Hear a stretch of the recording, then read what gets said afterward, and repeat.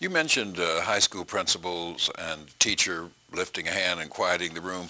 What educational figures early on, besides these two, had an influence on you? Do you remember a particular teacher, a particular? As I remember, Gertrude Edwards, who, by the way, I later pastored, Uh, did something to me, for me, or something. I don't know how to describe it, but in those days, she was a stern disciplinarian, and you knew not to play around with her.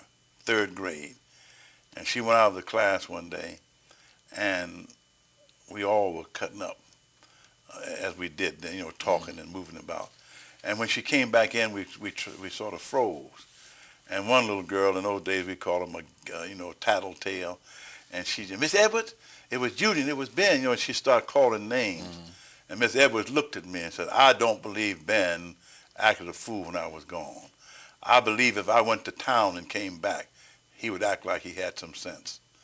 Well, the fact of the matter is, I didn't know how much that touched me. All of my life, I've recognized that people expected something of me and that I owed it to them. Now, she knew I had cut up, but what she did was put me under psychological obligation not to ever do it again.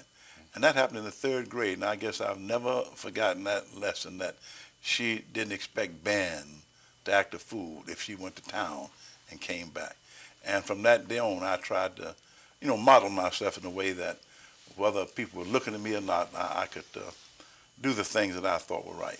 Now, of these figures who were in the building where your father's studio was, the lawyer, the doctor, the ministers who met there, why was the lawyer particularly appealing to you as opposed to the doctor?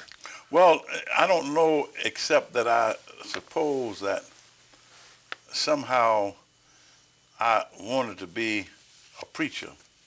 My father was not so much in love with organized religion. I think he'd seen too many things.